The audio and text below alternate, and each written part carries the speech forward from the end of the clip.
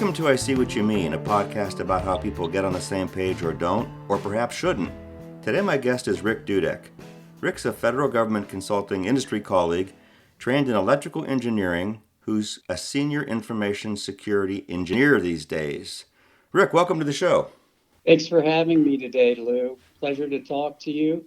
Great to catch up again also. Absolutely. Thank you. I'm looking forward to this. But to start, Rick, give listeners a short bio about yourself. Well, I'm originally from Virginia, and I earned my electrical engineering degree from Virginia Tech. Did most of 3 decades worth of work in the Washington, D.C. and surrounding area, supported all facets of federal regulatory, Department of Defense, national intel contracts. A couple years ago, moved down to Georgia. So we're here in Atlanta. Go Braves.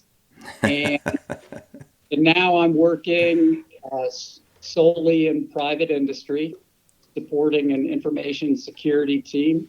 And it's kind of nice to be down here right now, kind of re-earning street cred, as I put it, which is back to the hands-on keyboard and mouse, managing defenses and all of our tools to get done what an Infosec team does. Cool, the real deal, not just checking timesheets. All of the anecdotes and experience and solutions I talk about today are my own professional experiences and my own professional opinions, and not necessarily the opinions of my current employer or past employers. Fair enough, Rick. Thanks. A number of guests do that. Makes perfect sense. Thank you for mentioning it. Cyber is so big today, so fundamental, so ubiquitous. It's an issue across organizations. What's it mean to be on the same page to you when it comes to cybersecurity? Or does that even mean something? It does. And my definition of being on the same page doesn't even vary when you talk about cybersecurity or you talk about decades-old IT work or even business pre-computers. Getting on the same page to me is understand where everyone understands a situation or an objective from the perspective of others who are contributing to the effort. In other words, you're coming into it just with your perspective and your mission statement and what it is that you feel needs to happen here. You're willing to let the project succeed, and you're willing to give a little bit of tangible ground when it comes to understanding where the other members of the team or initiative are coming from, and actually trying to help them achieve those sub goals. That's good. That's good definition. Rick, you might remember my master's studies in conflict resolution, and you got some good things going on in that definition that pertain to collaboration. So I like the use of the word perspectives in it. You said understanding issues from others' perspective, right, from more than your own, and a willingness to help others accomplish their objectives. So I know in what you do, you've got to help the business accomplish business objectives. That's the goal. It would be interesting to know how other people in the organization, whether it's the business, the lines of business, whether it's HR or finance, etc., look at you guys as a department to help you accomplish your objectives. I think you told me in the prep call that you had made some strides in reaching that place where there's some mutuality across the organization. Is that true? And tell me how that happened. Absolutely. And I can't take any credit for it because yes, you can. My current team manager is the one who really set the tone. So I landed here in Atlanta on a team that already had the right mode of operation to not only be successful, but to help a company be successful. Everybody understands that, companies have to make money. There has to be revenue. Otherwise, they have to be funded some other crazy way. And, I don't even know how that works. But the key to what position I actually came to Atlanta for this company, for this position, the key to the success is eschewing all of the old school approaches to not just cybersecurity, but security in general. Okay. It's a tough gig.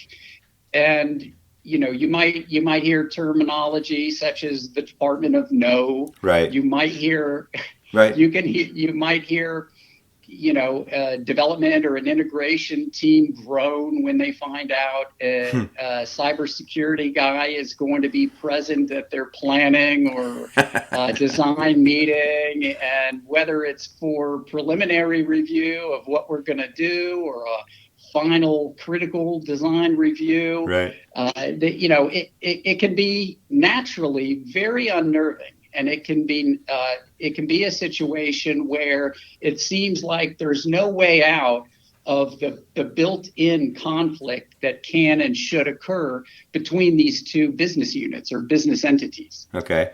But you say when you got there, the organization was already on a track or going down a path of, how would you describe it? It wasn't the worst case situation. It wasn't the Department of No. It wasn't people couldn't talk to each other. They hated to see you guys. There was already some progress being made about the collaboration. Right. And the best way to describe the norm and where we were when I got here and where the collective team has taken us in the meantime is through simple examples. I already mentioned Department of No.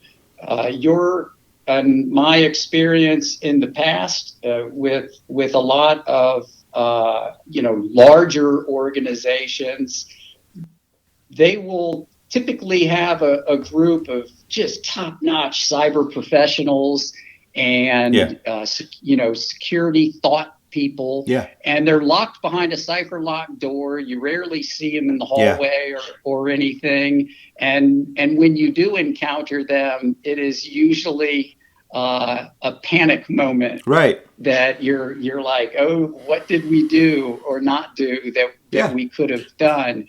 When I first got here, the defined directive was we're going to get out into the company. We only have a handful of people, but we are going to be in design meetings. We are going to be in large initiative meetings. We are going to be part of our vendor management program. We're going to be part of establishing business continuity program here. And we already had disaster recovery set up. Yeah. That's almost low-hanging fruit for a lot of IT professionals nowadays. And we started to do that. We started to be out and about. Well, so that directive, that's an important directive. It sounds like it would have come from the head of IT, or if cyber's in IT, the head of IT or the head of cyber, and maybe the CEO. You don't get that kind of directive for, I just used the word, we could define it later, the collaboration you're describing. You don't really get that from the bottom up that much. It probably came from the top down, people saying, let's do this right. Was that what happened? You're 100% correct. Very observant. That is exactly how it went down.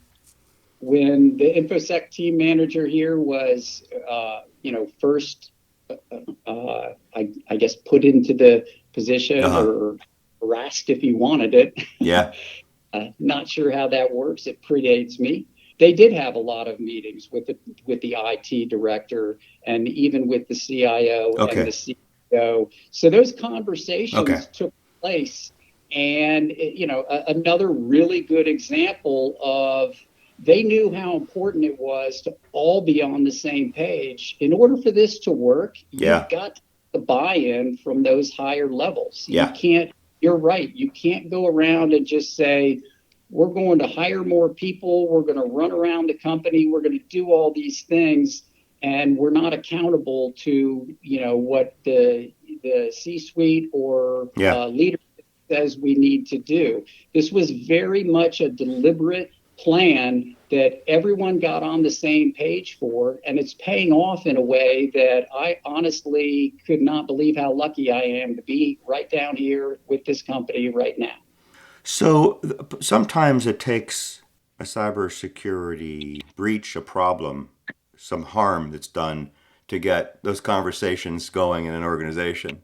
Who had the Sure. pressure? Who had the presence of mind? Who had the foresight to say, "We're going to do this because it's the right way to do it, and we'll get out ahead of a problem." Well, fortunately for us, uh, we had not had to experience catastrophic, Right. cyber attack or an incident beyond, what we were able to handle The daily and stuff. Yeah. right. So, but I do know we deal in the card and payment space. We must comply with PCI DSS, which Yeah. is the payment card industry standard for Okay. companies that store, process, transmit credit card Okay. data for transactions. The stakes are high. Yes, If they are. you cannot pass an audit and maintain your attestation of compliance, you aren't doing the thing that gets your revenue rolling in. Okay. So, we were lucky we had that. That's undeniable. I think everybody up and down the company understands that we needed that. But at the same time, news of different breaches, news Right. and the threat of ransomware, Okay.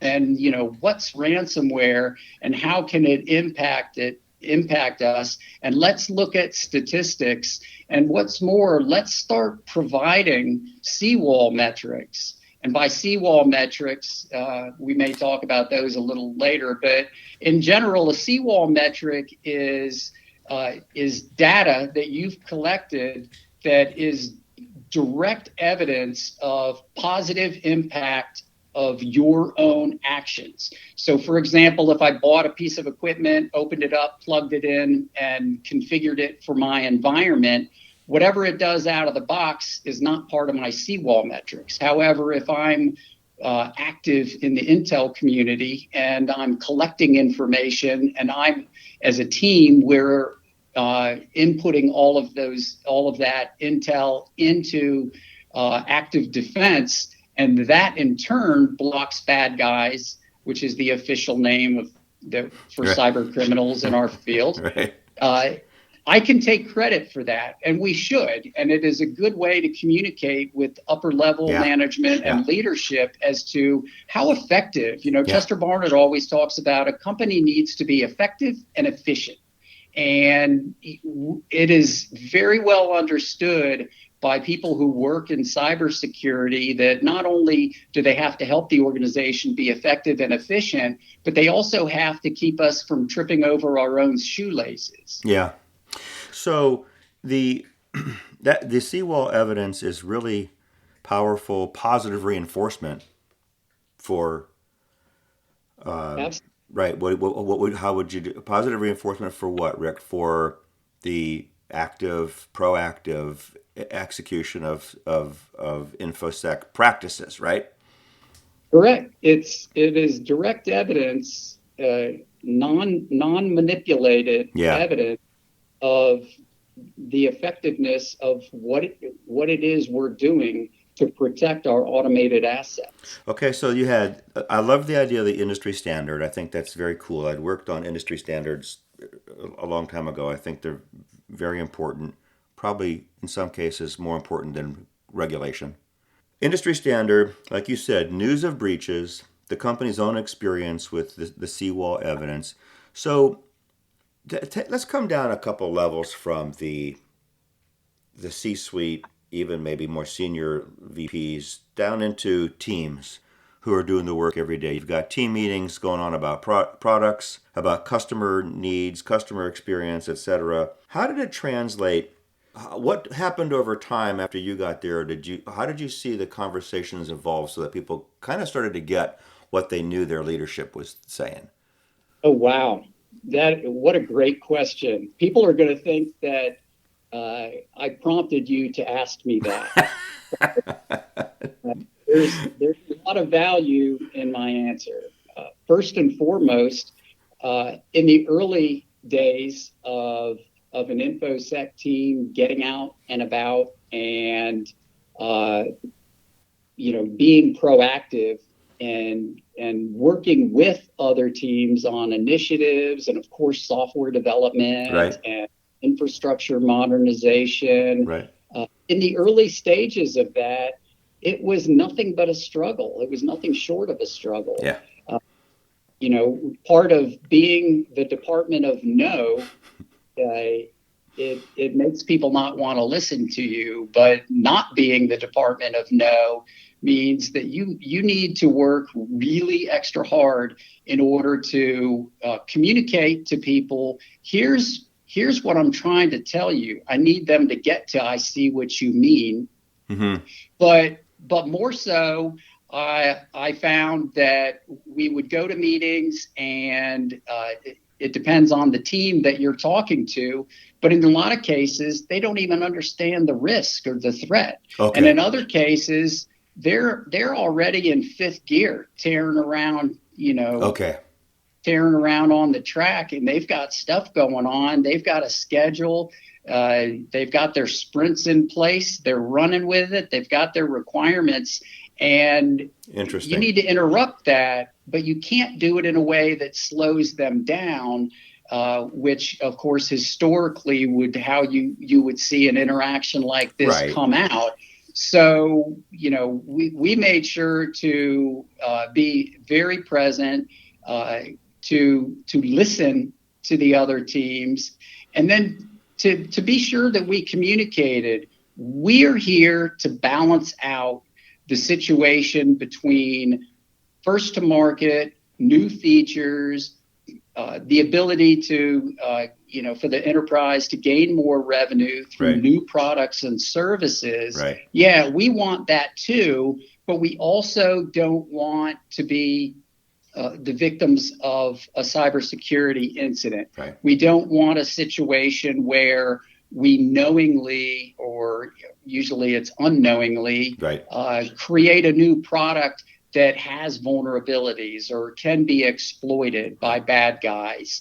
And those conversations, it took well over a year to get to the point where a lot of the development team leads and our coworkers in HR and in finance, they now come to us with really interesting questions. Wow. About I want to do this, and I want to connect or integrate Wow. with this vendor.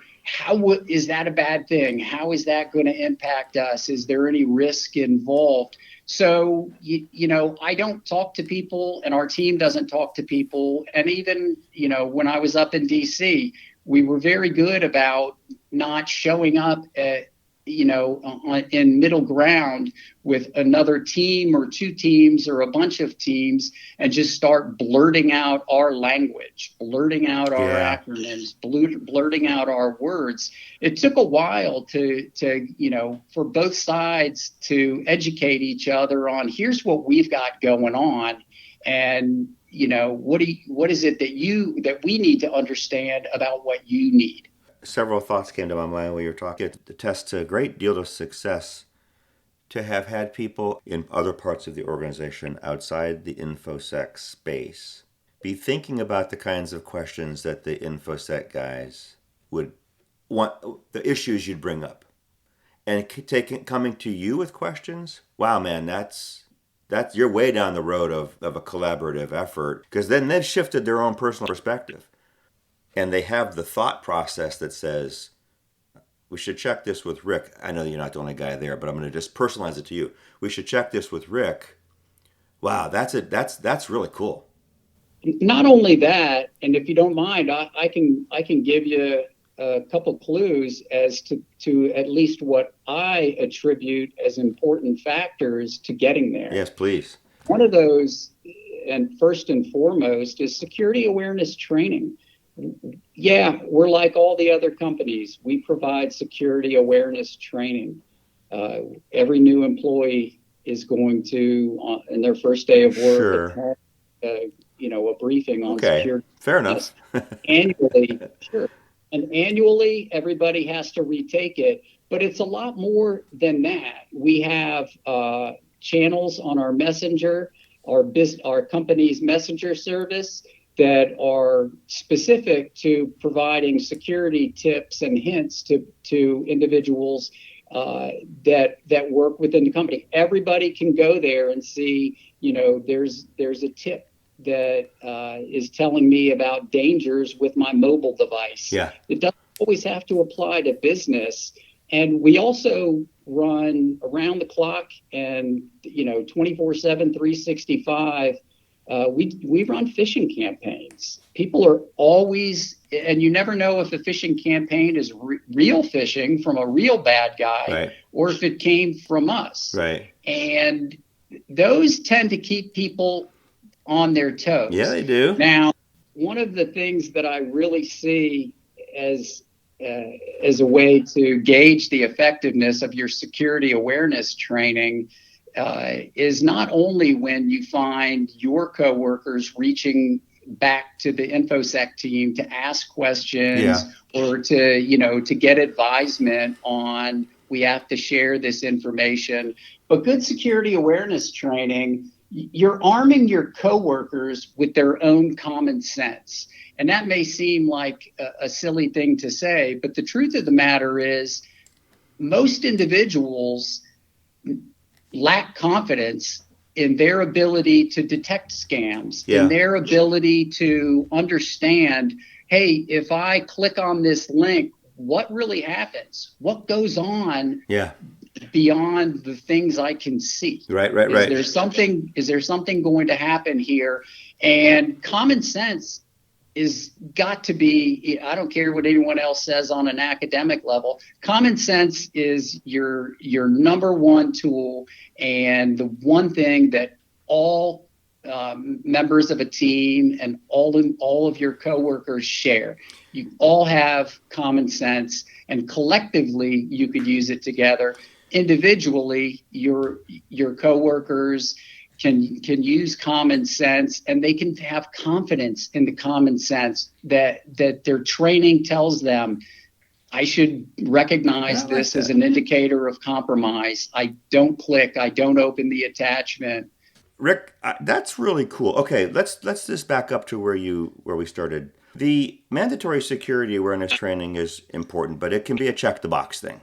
Exactly. But it's necessary. It's not necessary and sufficient. You have to do it. You do it first day. You do it annually. Okay, it's not enough to make people. It's not enough to do what you said to inform or arm someone with a different common sense. Okay, but it's a start, but it's not the ending place. Then you had the channels and the tips. If those are frequent enough, it kind of keeps. I'm clicking my fingers here. The Michael picked that up. It keeps things in front of people.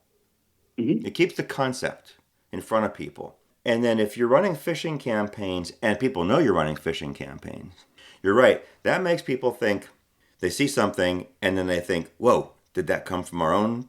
It doesn't matter where it came from, but they're going to think, whoa, is that coming from us or is that coming from outside? I don't want to get caught either way. So it's a great way to raise awareness that I think prompts a little bit of different behavior in real time, right? That's what you want. You need the behavior change in real time.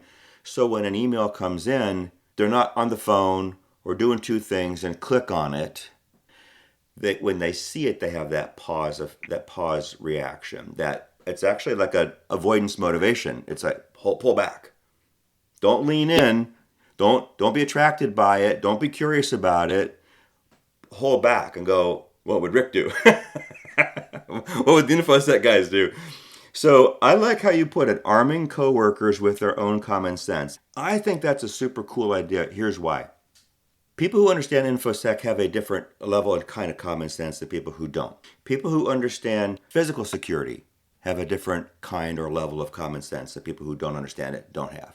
People who understand anything with a risk involved in it, electrician, plumbing, your health. If you understand an issue, you have a different kind, you have a more informed kind of common sense than if you don't understand the issues. And you're not wrong or bad because you don't understand the issues. It's not your job. You raise a level of common sense that wasn't common to that person prior to. So if you guys have been successful at raising common knowledge about Infosec practices across an enterprise of people whose job it isn't to care about those Infosec practices, that's an amazing degree of success that you have all achieved.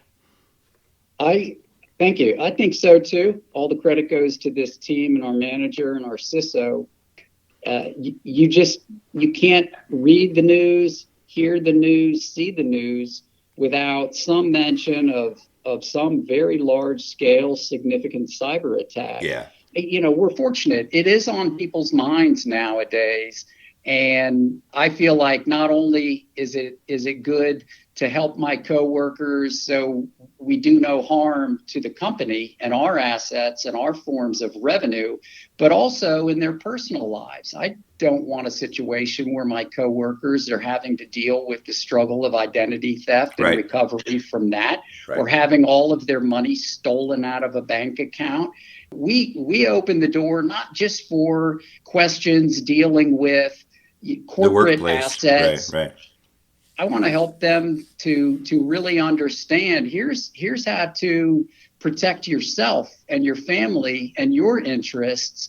And if you have any more questions, come ask.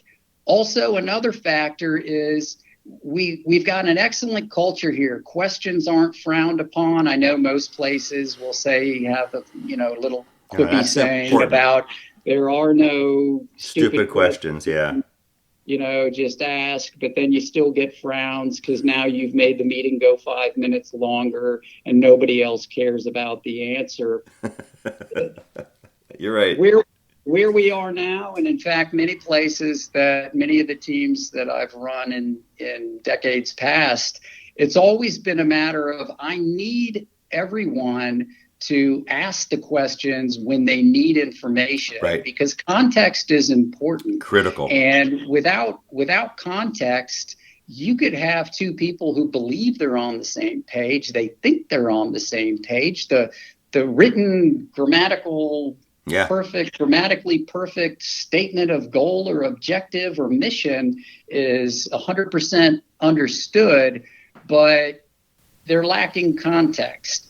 And all of the employees, all of the coworkers that I've had and team members from previous years, we're not afraid to ask questions. And what's more is good leadership recognizes how to make sure the rest of the coworkers appreciate those questions and it gets answers. And they're also not afraid of free-form conversations. That's going away nowadays. Most business entities don't have time or means for there to be open forum type discussions. Yeah.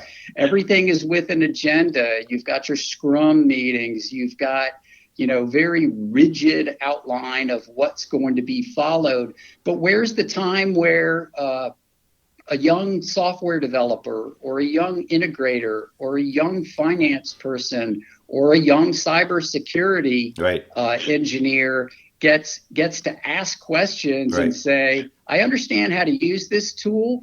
Why? Why are we doing this? Those things are important, and good leaders are always on top of demanding that everybody have the context they need, because their performance is strongly linked to their level of confidence. That's a great point. Their performance is strongly linked to their confidence. Boy, that's truer words were never spoken. You brought up a topic I wanted to ask you about, so let's stay on this. Sure. As companies have moved toward adopting best practices that are process practice, like Scrum or any kind of iterative development process, as companies have adopted practices to make those conversations effective and efficient, you pointed out to me that has the unintended consequence of squeezing out the off-agenda items for conversation, or just the free-form conversation like you might have at the water cooler. So you made the point to me that I wanted to ask you about. There was perhaps an unforeseen cost in that, right? It seems like a desirable thing to do, to put good process practices in place. But if we removed some of the wondering, some of the ruminating, some of the, well, wait, Rick, I believed I understood what you said in this situation, but I don't know how it applies to that situation, right? And if there wasn't time for those conversations, people wouldn't learn. That you would not generally raise their common sense, and then you would not improve their level of confidence that would improve their level of performance with regard to cybersecurity. So say more about that and how you guys have combated that. Sure. I appreciate you bringing it up because literally everywhere I've been for 30 years, we've been fighting the battle it literally is nowhere near over. And that is, as we move to digital everything, digital cryptocurrency, digital tracking, less paper, more content managed information, databases with everything. As we move more to the digital, we can't omit what we had before digital, pre-digital.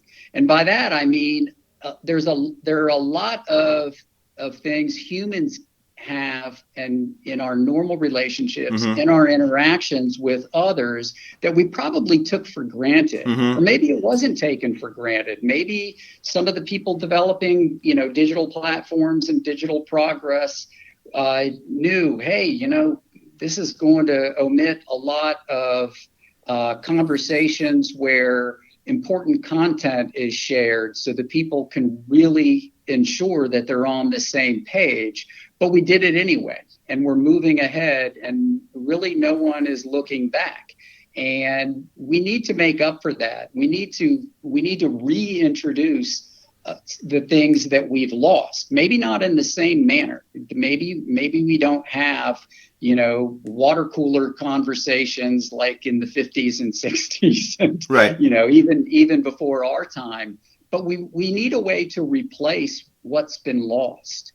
And we also need to have definitely your C-suite, definitely your mid-level managers, your directors.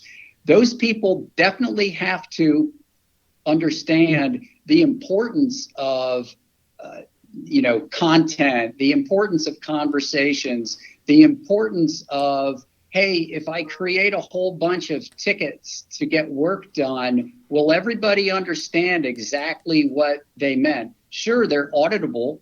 It's right. all digital. You right. could just run a report and there's right. your audit. Right. But can you trace backwards to see, what were the original requirements for this new functionality? Or what were the tickets, or what were we seeing before we realized this was a full-blown incident that we had to respond to? What were the clues? And you've got to be able to tell a picture and tell a story rather of what went on, what's going on.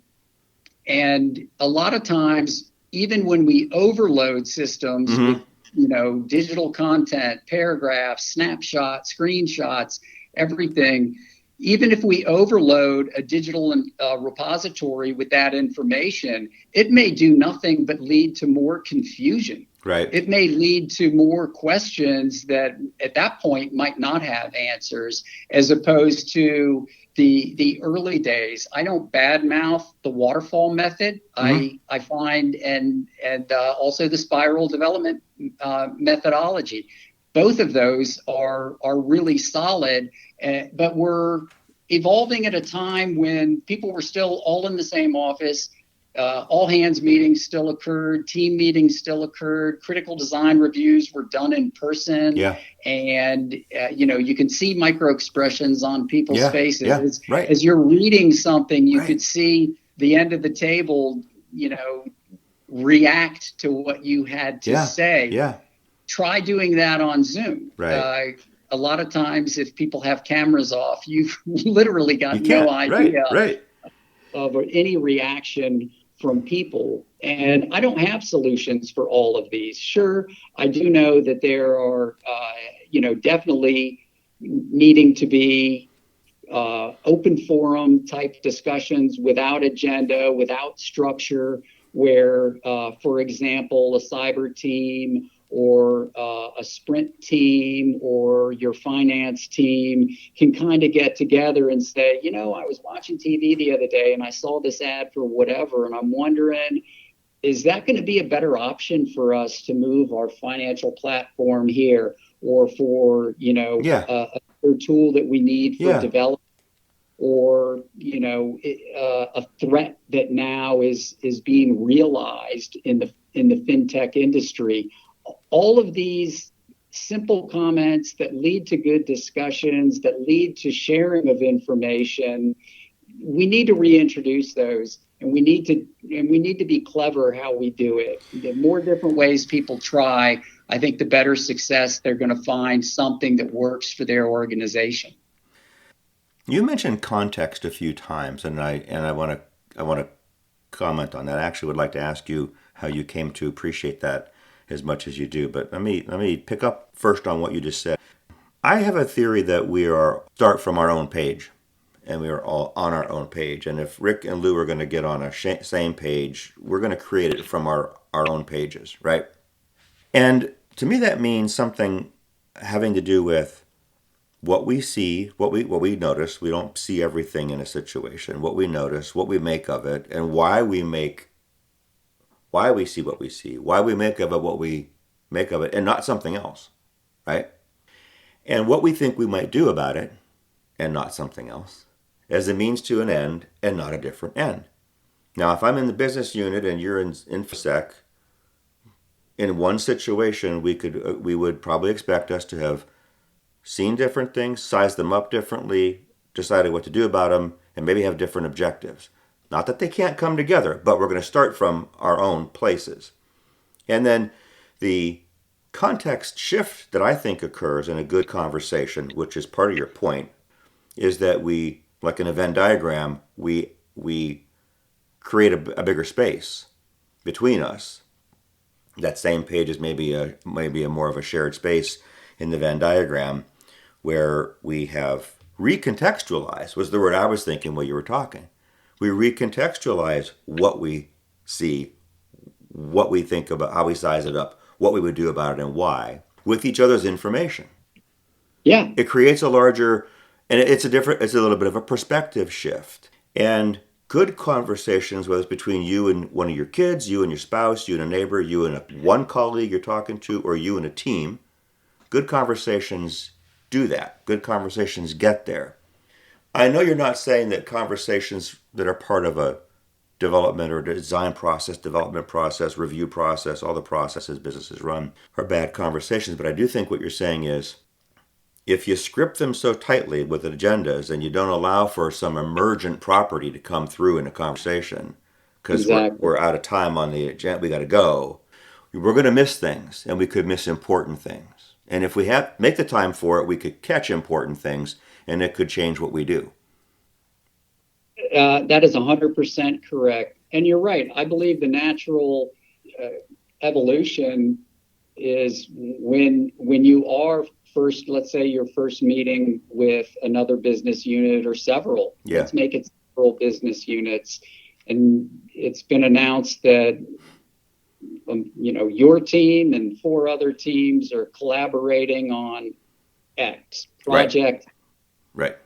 Of course, it's natural. The teams come in, they're thinking, what is it that they're going to have to do to make this successful? They're thinking, how can they exceed expectations, at least in what leadership wants in terms of the outcome here. Right. They're thinking, I've got these resources at my disposal to make this happen. And the diminishing resource of time is one that I need to be very careful about.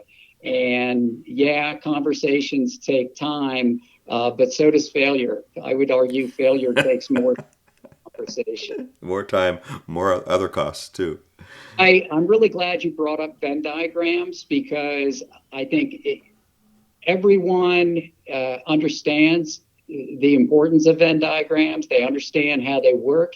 And without even closing your eyes, the visual is right there. Right. So, of course, at onset, once initiated, a project or evolving program will have a lot of people coming in which seemingly have their own agendas. They definitely have their own opinions, and they definitely have their own level of anxiety and different things that they're anxious about. Right. And if you introduce an information security or cyber or ISO team into that mix, now they've got extra anxiety because maybe they're thinking the best way to do this is going to be disapproved. Right. Well, that's kind of scary for teams. Right. And with the future of what cybersecurity professionals can provide, a team, a collaborative situation like that is not only making sure that we're successful in another area that might not even be written down. I mean, how many times have you seen a requirements document and it will say, yes, you're going to meet this standard and that standard, and you will comply with this and whatnot. And if you want to look at it, click on this link and you could go figure out what that's all about. But I very rarely see objectives written in terms of the objective here is additional revenue of $1 million. Our goals and the actual product or service that we're going to do is going to be in this area, and it's going to work thusly. But I never see something at the end that says, and it's going to be high level of confidence, locked down, secured. Everybody takes things like that for granted. Maybe not everybody, but it's very easy as humans to think, it's going to be secure. When people get into their car to go to work in the morning, or go to the grocery store, I seriously doubt the first thought of their mind every single time they turn on the ignition is, man, I can feel it. I'm going to get into an accident on the way. Well, that's a scary thought to have all the time, first of all. And it's also, it's well known that statistically, you're not going to get into accidents every other time you turn on your vehicle and stuff. Much the same with putting a team together to collaborate on a corporate initiative or a project. They're not going to say, and kudos if they do, hey, we need to make sure that this thing is totally locked down. What they may say is, this is going to comply with all corporate cybersecurity policies. And furthermore, the leadership of the company will have already ensured that the principles of cybersecurity, confidentiality, integrity, availability, and all of the policy that relates to certain areas of the company is present in their policy, instead of being this one-off document that sits alone by itself in a Microsoft Teams folder that, okay, we've got coding standards, but then we've got secure coding standards. You should have coding standards integrated, fully with all of your coding policy, with all of the security policy. And this helps people to acclimate to that idea right off. Okay, so not only can I only use these languages and this compiler, or that's old school, right? Or, integrate using TLS. I can't have any clear text transmission between these two platforms. Those are things that should be part of their standard also. And that's a good way to get the word and the importance of cyber defenses communicated well to all of your coworkers, and they don't mind being held accountable for that because they can always ask. They can always come to you and say, hey, I saw this in our thing, in Right. our policy. I'm going to try and adhere to it. What does it mean? What does it mean? And that's our job. That truly is our job. Get in there, tell them what you mean. If it's not understood, explain it in a way that is within the context of their world and their understanding Yes. of it, which I Yes. realize is a hard thing to do. Yeah. But people who are able to get in that mode are successful literally in everything that they do. And I'm not saying that's me. I at times, sure. But this is really something that the best cybersecurity professionals, the best CEOs, they're capable of thinking in terms of other people's perspectives and communicating in a way that resonates with them, and in the way that the message is clear, in a way that the response you get is, I understand what you mean. It's a bit of a translation function, a little bit. I think what you're saying is important because I can read something and it's in English. I understand the meaning of the English words.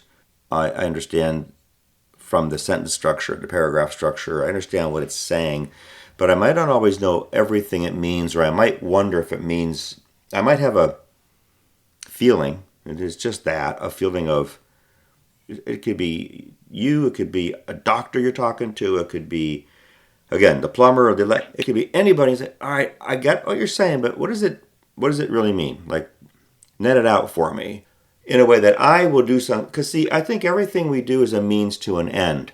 Actions we take are a means to an end that we have as individuals or as parts of an organization. If you do that translation, if you contextualize something for me so that I understand it in my context, if you communicate something to me so I understand it in my context, then I can go, oh, all right, Rick, I see what you mean. Okay, then now I'm empowered to act with the information. I can be informed by the information that I could have read in a policy, but not clearly known what to do with. Right. Or couldn't have connected to in myself to go, all right, I know what that means to me that I can act on. And even back to your point about not seeing business objectives and goals in a requirements document.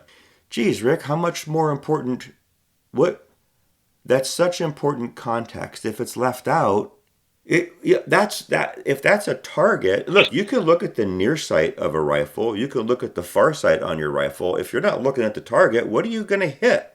To know what the business objectives are is to know how to line up all other things you do that must be done, meeting the standards, meeting the policy, best practices, whatever it is, to accomplish that. That's critical context. Could not agree more. And the important thing about what you just brought up with all the other factors, not just in the outcome of a project or initiative, but the process along the way. Mm-hmm. This is where coworkers gain the most amount of respect for each other. And that's another important thing that we're not going to get away with being in an environment, be it corporate or otherwise, without truly understanding what it is to respect. At least understand where they're coming from, what they know, and what they value and what they provide as value. I don't have to agree with them. In fact, in the early days, before there were Infosec teams and cybersecurity teams, right, you probably had a couple heroes in a company, and they kind of knew what was going on, and they knew that this HTTP request looks fishy and inject code or something to that effect. But they really, just like today, you can't go running in and be using your language and say, this is this, because then the rest of the team may ask, well, so what? Right. Then what? Right. Now, why do I care? And of course, they won't ask it like that, or maybe they will. But if I can take my mind and if I can take my value and put it front and center into their domain and say, not only are you going to build this awesome revenue, making money hand over fist thing that we've got now, but it's going to be secure. We're not going to be front page news. The last day that the company existed was this horrific cyber attack or breach or anything. I strive, and a lot of my coworkers strive to make sure that our coworkers understand the important things about what we're saying. If there are consequences, well, what are they? Well, so, if you put that in terms, so if you're talking to people in sales who maybe feel like in their job they're just as far away from Infosec issues as they can get. But if you said to them, hey, if we release this product without making sure it's secure the way we want it secure, it could hurt your customer, right? It can hurt us. Mm-hmm. But what if it hurts your customer? What if there's an incident that on their side harm to them through our product? Then you got a salesperson going, now you got my attention. Correct. Right? And that's a perfect way for me to throw in also. I try and socialize the idea of an organization's security posture being part of the new currency of business.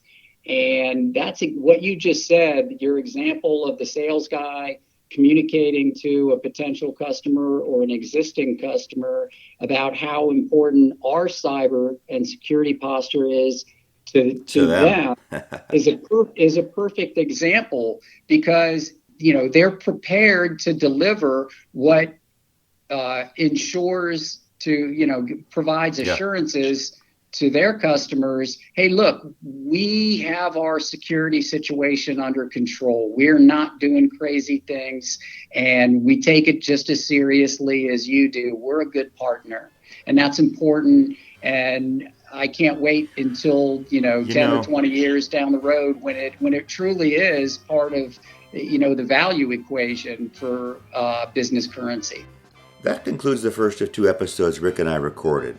Join us next week when we discuss the importance of mentorship in professional development, why Infosec teams need whole people on them, not just technical experts, and why getting on the same page with risk management means more than keeping a risk register.